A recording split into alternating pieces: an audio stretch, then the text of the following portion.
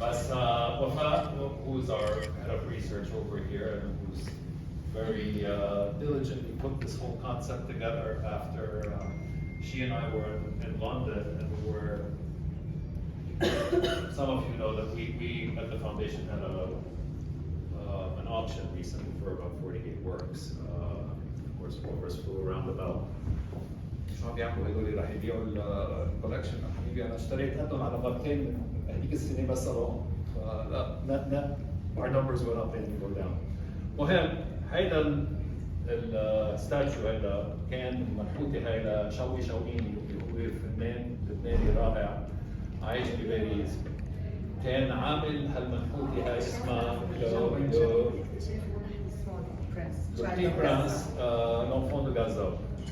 هلا احنا اخترناها من ضمن القصص اللي اخترناها قبل ما يصير اللي صار بغزه. ندمنا كثير انا ووفاء لما صار اللي صار. وقعدنا ندعي انه ما تنباع هيدي، ومن كل القطع اللي كلهم انباعوا من عدا هيدي. ما كان لازم ترجع لهون، فقلنا اوكي هاي لانه راجعه لهون لازم نعمل شيء فيها. ففلتناها قصه وفاء وقلت لها وفاء ميك ات بيرسونال يعني شيء اللي الجماعه الصهيونيه كثير شاطرين فيه انه يشخصوا البني ادم. احنا عندنا بنشوفهم ارقام، فهني دائما بيقولوا لك هيدا قصته كذا، هيدي قصتها كذا، هيدا مدري شو، هيدي مدري شو. طب خلينا نعمل ريسيرش، خلينا نجيب اول شيء اسامي كل الاولاد الاطفال من 0 ل 18 جبناهم. I'm going to pass this on to Wafat, and Wafat can tell you a little more about what this memorial is about. But basically, this is a memorial to the children of Gaza, and these numbers keep climbing. The sad thing is these numbers keep climbing every day. Wafat, we have always been addressing the theme of the Palestinian cause all over the Arab world since very long time, like 100 years ago, since the Israeli-Arab war in 1936, the announcement of the British mandate of Balfour in 1919, etc., the Arab Jews, the Palestinians, 1948 Nakba, Naksa, whatever you name it. But when it came to what was happening to Gaza lately, and you will see around you a lot of words that are a tribute to Gaza and the children of Gaza that were created in 2010, 2014, 2006. So it has been an ongoing, non-stop genocidal attack on a nation, on a people, where it has arrived, I would say, the past 70 days ago, beyond a warfare, beyond a genocide. It has attacked what being a human being as a definition is. I would say that we are all to question whether we humans are humans or not at this point internationally. So when we saw this, I mean, being sent back, I mean, it was not sold, and I told Dr. Bassel, why don't we have this statue as a memorial in a public space, as a public art? But then again, who and where and what institution would want to hold this message to the world? And then we found out that the best thing is to have it in-house at the time being.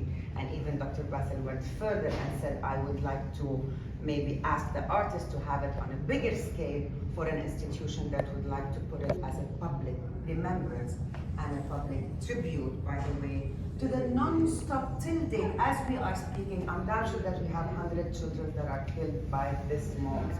We started this statistical data that Dr. Bassel is talking about here, and the representation of each headstone, of each grave of a child, if ever a child had one in Gaza. We took the graphical representation of this monument here, which is this sculpture is done in bronze, and it adopts the cubic formation in art, and we can see the head is deformed, the eye is turned to the left, the whole body is deconstructed and defragmented, which in the mind of Shawqi Shawkini in 2010, he was referring to defragmentation and dejointedness of the Palestinian children in their lives, in their homes, until it became, like in the past days, to the defragmentations of their limbs, their hands, their bodies, their parents, their homes. Everything has gone mad. We started the statistics 25 days ago, and we arrived to a death toll that was like 5,500. And Muhammad, 8,000. my dearest, yeah. 8,000. So we started printing, and I told Muhammad, why don't we take this graphical representation of the head to represent the count of the heads?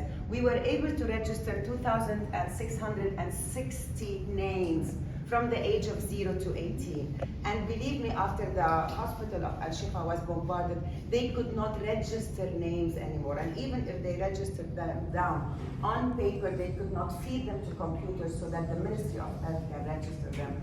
We ended up calling the remains as unknowns.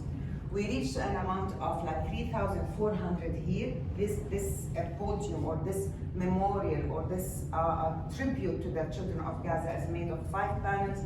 Each panel has a 680 deceased, genocided, raised child of Gaza, until we kept on printing, and then we said to each other, we will stop printing. It has really become symbolic, because we have 20,000 people to date under rubble, and I am so sure that 50% of them are kids. So the whole idea of the exhibition is really focused on the children, on the dehumanization of the human being, on the racial discrimination of one kind of people towards the other.